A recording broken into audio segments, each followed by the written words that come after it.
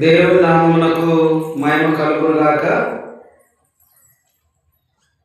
ప్రార్థన ద్వారా వాక్యంలోకి వెళ్దాం. చదవబడిన భాగము 52వ కీర్తన 1 నుండి 8 వచనాలు చదువుకున్నాం. ఈ మాటలను ప్రార్థన ద్వారా ముందుకు సాగిపోదాం.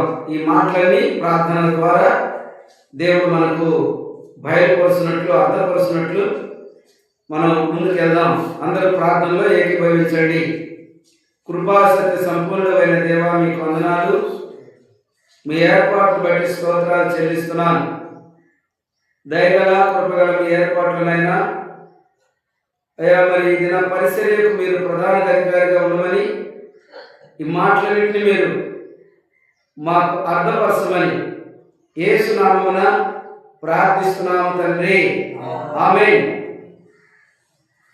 ప్రభునందు ప్రియమైన వారులారా, ఇక్కడ మనకు ఇద్దరు మనుషులు కనిపిస్తున్నారు.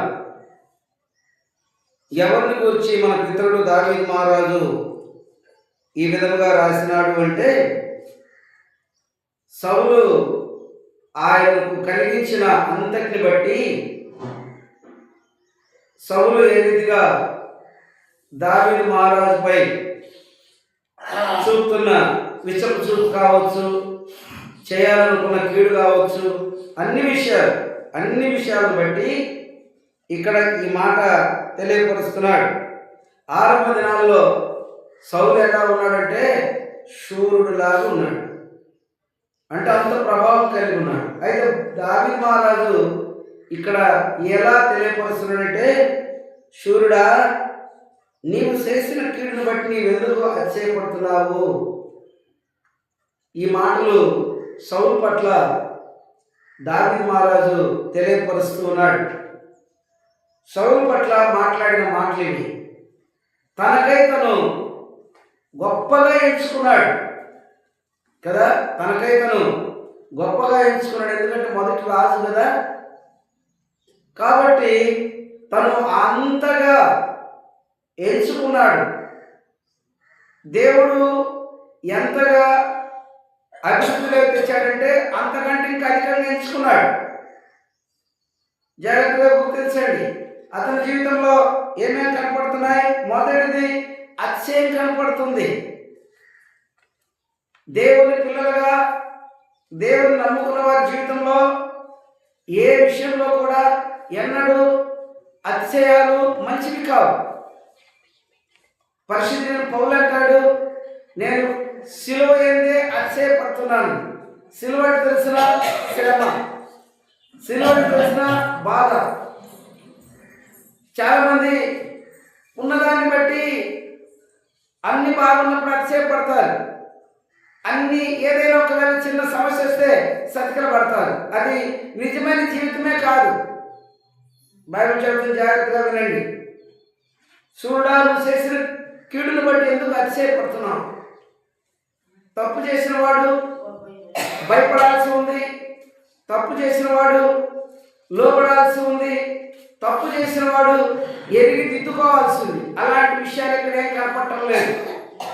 చేసిన కీడు చాలక చేస్తున్న జీవితంలో ఇంకా అతిశయం కలిగి ఉన్నట్లుగా ఇక్కడ మనం చూస్తున్నాం. అయితే మన పితరుడు అంటున్నాడు, దేవుని కృప నిత్యం ఉంటుంది. అర్థమవుతుందా? దేవుని కృప నిత్యం ఉంటుంది. చాలా మంది జీవితాల్లో ఇది తక్కువ తెలుసుకుంటారు. అయితే జాగ్రత్తగా వినండి. దేవుని కృప నిత్యం ఉంటుంది.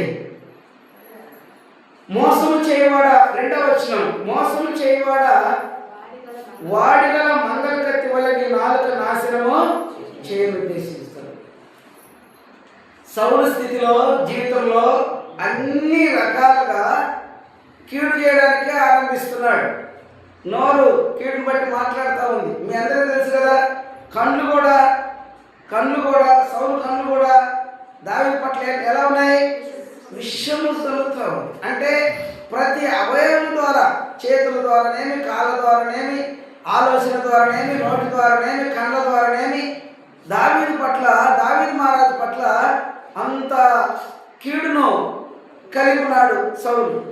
అయితే దావీదు మహారాజు అంటున్నాడు, చేసిన కీడును బట్టి ఎందుకు అతిశయపడుతున్నావు? దేవుని కృప నిరంతరం ఉంటుంది, నిత్యం ఉంటుంది దేవుని కృప అని చెప్తూ ఇక్కడ అంటాడు. ఏమంటాడంటే 2వ వచనం 2వ లైన్లో, వాడి గల మంగళ కత్తి వల్ల నీ నాలుక నాశనం చేయాలనుద్దేశిస్తున్నది. ఎవరిని గురించి, ఎవరికి ఈ మాట చెందుతుందంటే, ఎవరు కీడును గురించి మాట్లాడతారో వారందరికీ చెందుతుంది. ఆనాడు మన పితరుడు సౌలుకు చెందింది, ఈనాడు క్రియ లేకుండా బ్రతికే వాళ్ళందరికీ చెందుతుంది. అలాంటప్పుడు దేవుని ఏర్పాటు పొందుకోలేరు. అర్థమవుతుందా? దేవుని ఏర్పాటు పొందుకోవాలంటే చాలా కష్టం. జాగ్రత్తగా వినండి. తర్వాత అంటున్నాడు, మేలు కంటే కీడు చేయుట, నీతి పలుకుట కంటే అబద్ధము చెప్పుట నీకు ఇష్టం. ఏమంటున్నాడు? మేలు కంటే కీడు చేయుట, నీతి కంటే అబద్ధం పలుకుట నీకు ఇష్టం. ఈరోజు మరి మన జీవితాల్లో ఇక్కడ చేరిన వారు, ఉదయకాల ఆరాధనకు వచ్చిన వారు ఒకసారి జాగ్రత్తగా ఆలోచన చేయండి. ఎందుకంటే మనం 96 కీర్తనలు చూస్తాం కదా, 96, 97 అటువంటి అధ్యాయంలో చాలా అలంకారాలు కూర్చుంటాయి. కాబట్టి దేవుడి సన్నిధికి ఎలా వచ్చాము? పరిశుద్ధ అలంకారాలు ధరించుకొని వచ్చాము. ఏందా పరిశుద్ధ అలంకారం అంటే, కీడు పలుకుట కంటే మేలు పలుకుట, కీడు చేయుట కంటే మేలు చేయుట, అబద్ధం పలుకుట కంటే నీతి పలుకుట, నిజం చెప్పుట, ఇది ఒక అలంకారం. ఎవరికి? దేవుని పిల్లలు. అర్థమవుతుందా? జాగ్రత్తగా గుర్తించండి. మళ్ళీ చెప్తున్నాను, మేలు కంటే కీడు చేయుట. మేలు ఒకరి జీవితానికి అలంకారం అంట. పరిశుద్ధ అలంకారము ధరించుకొని యెహోవాకు నమస్కారం చేయండి అని మనం బైబిల్లో చూస్తున్నాం కదా. పరిశుద్ధ అలంకారము ధరించుకొని ఆయన సన్నిధికి రండి. ఏంటి ఆ పరిశుద్ధ అలంకారాలు? ఇదో కీడు చేయటం మాని మేలు చేయట ఒక అలంకారం. అర్థమవుతుందా? అబద్ధం చెప్పటం మాని నిజం పలుకుట ఒక అలంకారం. ఇది దేవుడు కోరుతున్నాడు. మనము మీకా గ్రంథము 6వ అధ్యాయం 8వ వచనంలో మనకు తెలుసు కదా, మనుషుడా దేవుడు నీతో ఏం కోరుతున్నాడు? ఏమడుగుతున్నాడు? నిన్ను ఏమడుగుతున్నాడు? చదవండి. మీకా 6:8. మనుషుడా ఏది ఉత్తమమో అది నీకు తెలియపరచబడుతుంది. ఈ దినం ఇక్కడ చేరిన వారితో దేవుడు తెలియపరుస్తున్న మాటలు. ఆనాడు మన పితరుడు మేలు చేయకుండా కీడు చేశాడు. ఎవరు? సౌలు. నిజం పలకకుండా అబద్ధం పలికాడు. చేయాల్సిన మంచి చేయకుండా చెడు చేయడానికి ఆరంభించాడు. అయితే ఇక్కడ ఈరోజు మనకేం తెలియపరచబడుతుంది అంటే, మనుషుడా ఏది ఉత్తమమో అది నీకు తెలియపరచబడింది. ఏదంట ఉత్తమమో? న్యాయంగా నడుచుకొనుట, కనికరమును ప్రేమించుట, దీన మనసు గలవాడై నీ దేవుని ఎదుట ప్రవర్తించుట, ఇంకే ఆయన కోరుతున్నాడు. ఈ 3 లక్షణాలు మన పితరుడు సౌలు దగ్గర లేదు. ఈ 3 లక్షణాలు విడిచిపెట్టాడు. మన దగ్గర ఎన్ని ఉన్నాయి? ఆరాధించడానికి వచ్చామే. ఈ 3 లక్షణాలు గొప్ప ఆత్మీయ అలంకారాలు. గుర్తుపెట్టుకోండి. ఆయన సన్నిధికి అలంకారాలు ధరించుకొని రమ్మన్నాడు కదా, పరిశుద్ధ అలంకారాలు. ఏంటి ఆ పరిశుద్ధ అలంకారాలు అంటే ఇవే. న్యాయముగా నడుచుకునుట నీకు ఒక అలంకారం. కనికరమును ప్రేమించుట 2వ అలంకారం. దీన మనస్సుపై నీ దేవుడైన యెహోవా ఎదుట ప్రవర్తించుట 3వ అలంకారం. ఇవి అలంకారాలు, ఆత్మీయ అలంకారాలు ఇవి. వీటన్నిటి నుంచి వేరైనాడు మన పితరుడు సౌలు రాజు. సౌలు రాజు వేరే కూడా ఏమంటున్నాడు? తనకు తాను అతిశయించుకుంటున్నాడంట. నాకు తిరుగులేదు, నేనే కదా, నాకు తిరుగులేదు, నేనే అన్నటువంటి భావాలు కలిగి ఉన్నాడైనా. దేవుడు మనం చూస్తే వ్రాయబడిన మాట ప్రకారంగా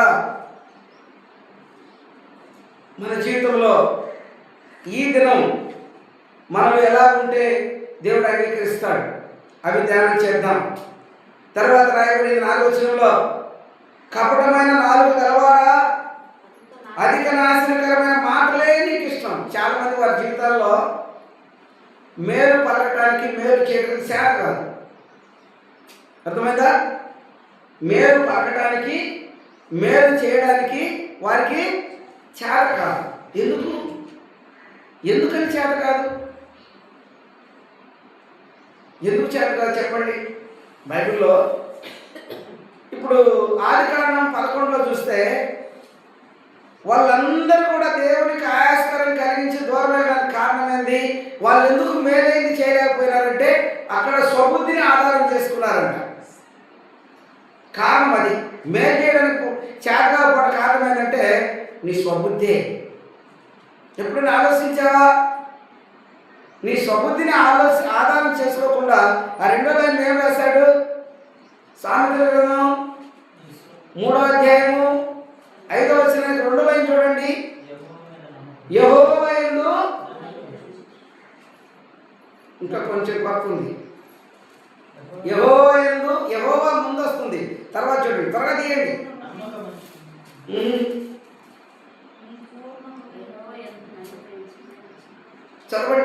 చదవండి తీయండి. 5:3 తీయండి, 3:5 తీయండి. సామెతలు 3:5. నీ స్వబుద్ధిని ఆధారం చేసుకోక నీ పూర్ణ హృదయంతో యెహోవా యందు నమ్మకముంచుము. నీ ప్రవర్తన అంతటి యందు ఆయన అధికారమునకు. అది నీ ప్రవర్తనలో, నీ నడవడికల్లో కొంచెము తగ్గిస్తున్నావు. ఆయన యందు ఏమై ఉండాలంట? ఆయన యందు నీ పూర్ణ హృదయంతో ఆయన అధికారములకు ఒప్పుకో. అది నీకు మంచి అలంకారం. నీ పూర్ణ హృదయము ఆయన అధికారములకు ఒప్పుకోవాలి. అది నీకు మంచి అలంకారం అని బైబిల్ చెప్తుంది. కాబట్టి ప్రభువుని ప్రేమ వాళ్ళారా, ఇక్కడ మనం చూస్తున్నాం, అధిక నాశనకరమైన మాటలే నీకు ఇష్టము. కారణం ఏంటంటే అధిక నాశనకరమైన మాటలే నీవు మాట్లాడుతున్నావంటే అది నీ స్వబుద్ధి ఆలోచన ప్రకారం, నీ ఇష్ట ప్రకారం మాట్లాడుతున్నావు. ఆయన అధికారంలో ఒప్పుకోలే నువ్వు.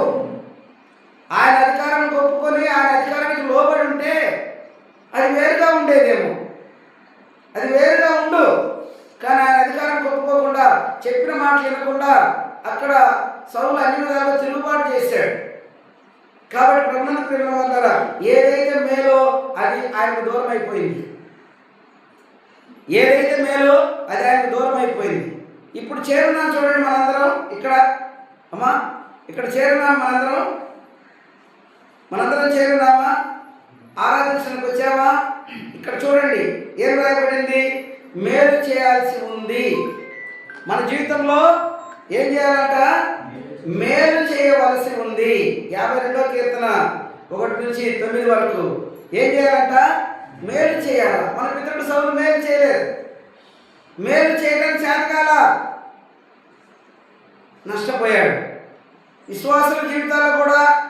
ఎందుకంటే చూడండి 30 కీర్తన గ్రంథంలో 37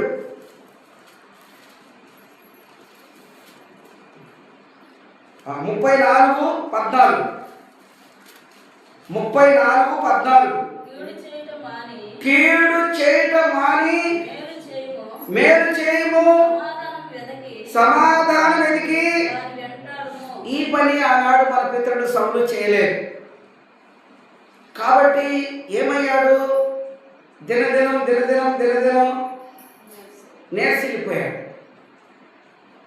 నేర్సిల్లిపోయాడు. అంతకంతకు దావీదు మహారాజు కుటుంబము వర్ధిల్లింది. ఒక విశ్వాసుల జీవితాల్లో ఎవరైనా సరే ఒక్కొక్కటిగా అంచెలంచెలుగా హెచ్చింపబడాలంటే, అంచెలంచెలుగా పెరగాలంటే ఒక్కొక్కటిగా జీవితంలో ఉన్న కొరతలు దిద్దుకుంటూ ముందుకెళ్ళాలి. ఇప్పుడు చదువుకున్న మాటల్లో మనం చదువుకున్నాం చూడండి మాటలు. వాటిల్లో మనము ఎక్కడున్నాం, ఎలా ఉన్నాం, ఏం చేస్తున్నాం ఒకసారి ఆలోచన చేయండి. వ్రాయబడిన మాటల ప్రకారం జాగ్రత్తగా వినండి. ఏం వ్రాయబడింది? అధిక నాశనకరమైన మాటలే నీకు ఇష్టము, కపటమైన నాలుక గలవాడా, అధిక నాశనకరమైన మాటలే నీకు ఇష్టం. కాబట్టి కొన్నిసార్లు దేవుని పిల్లలుగా ఎంచబడేవారు వాళ్ళు మాట్లాడుతుంటారు. ఆ మాటలు కొలసి 4:6లో చెప్పినట్టుగా వారి మాటల్లో ఏముండదు, కృప ఉండదు. కృపా సహితమైన కదా, చదువుతారా? 4:6 చదవండి. చాలామంది చాలా సమయాల్లో ఈ విధంగా కొదువైనారు. కొదువు కాకూడదు. 4:6 కొలసి 4:6 ప్రతి మనుషునికి ఎలాగూ ప్రత్యుత్తరం ఇవ్వలేను, అది మీరు తెలుసుకొనుటకై మీ సంభాషణ ఉప్పు వేసినట్టు. ఎవరి సంభాషణ? నా సంభాషణ. ఎట్టుండాలంటే విశ్వాసులుగా వాళ్ళు ఎక్కడ ఉన్నవారు, గేట్ అవతల ఉన్న వారితో కాదు. వారి లెక్క వారు, దేవుడు వారు చూసుకుంటారు. చేరున్న మనం ఇక్కడ ఈ సమయంలో విశ్వాసులుగా, ఎందుకంటే ఆనాడు మన పితరుల యొక్క సంభాషణ సరైనది కాదు. మనకు తెలుసు సమూయేలు గ్రంథంలో సమూయేలుతో దేవుడు మాట్లాడుతూ వచ్చాడు చాలా. అతను నేను విసర్జించాను. కారణమైంది లోబడిన కారణం చేత, కారణమైంది మాటలు వినని కారణం చేత, కారణమైంది అప్పగించిన పనిని చేయకుండా ఆగిపోయిన కారణం చేత విసర్జించాను. ఆయన కోసం సమూయేలు ఏం చేస్తున్నాడు? ఏడుస్తున్నాడు, ప్రార్థన చేస్తున్నాడు. ఎంతగానో ప్రార్థన చేస్తున్నాడు. ప్రార్థన చేస్తూ ఉంటే ప్రార్థన విషయంలో కూడా అతని గురించి నువ్వు ప్రార్థన చేయాల్సిన పని లేదు. చాలామంది ప్రార్థన చేయమని కోరుకుంటుంటారు. ఆయన కూడా కోరుకున్నాడు, నా కోసం అవి చేయి, నా కోసం ఇవి చేయమని. కుదరదు. నువ్వేం చేస్తావు? ప్రార్థన చేయమని వేరే వాళ్ళకి అప్పగించావు, నువ్వేం చేస్తున్నావు? నువ్వు చేసే తిరుగుబాటులో నువ్వు ఉన్నావు. నీ మాటల యొక్క తిరుగుబాటు కనిపిస్తుంది, నీ నడవడిక విధానాలు కనపడుతున్నాయి. మళ్ళీ ప్రార్థన చేయమని వేరే వాళ్ళకి అప్పగిస్తూ ఉన్నావు. ప్రయోజనమా? కాదు. కాబట్టి ఇక్కడ మనం చూసాం కదా 34:14 కీడు చేయటం మాని మేలు చేయము, సమాధానం వెతికి దాన్ని వెంటాడము. కానీ ఆనాడు మన పితరుడు సమాధానం వెతికి వెంటాడలే. మన పితరుడు దావీదు మహారాజును చంపడానికి వెంటాడినాడు. అర్థమవుతుందా? దావీదు మహారాజును చంపడానికి వెంటాడాడు, సమాధానం వెతికి వెంటాడలే. సమాధానాన్ని వెంటాడలే, మరణాన్ని, దావీదు మహారాజుకు మరణాన్ని సిద్ధపరచడానికి ఆయన వెంటాడుతూ ముందుకు వెళ్ళాడు. చాలా జాగ్రత్తగా వినండి. గమనిస్తున్నారా? ఇక్కడ మనము 5వ వచనం చూస్తున్నాం. కావున దేవుడు సదాకాలము నిన్ను, అది సౌలు రాజు పట్ల జరిగింది.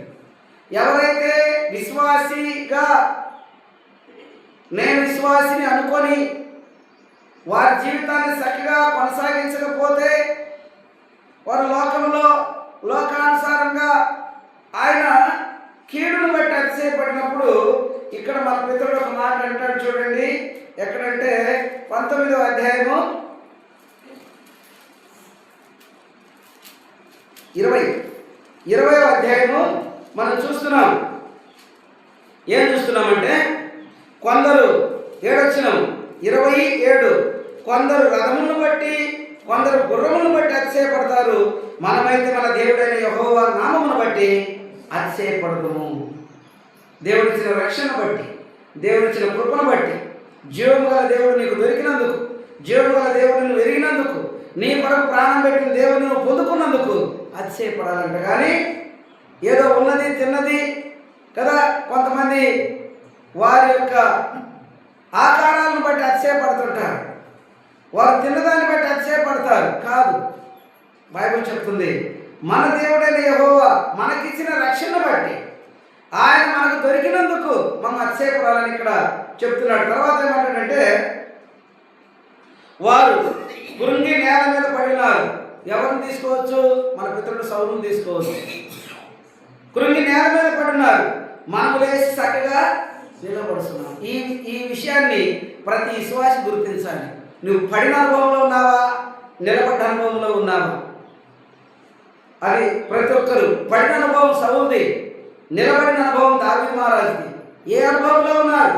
పడిన అనుభవంలో ఎవరు దేవుని స్తుతించలేరు, ఎవరు దేవుని కార్యాల పట్ల శ్రద్ధ నిలపలేరు.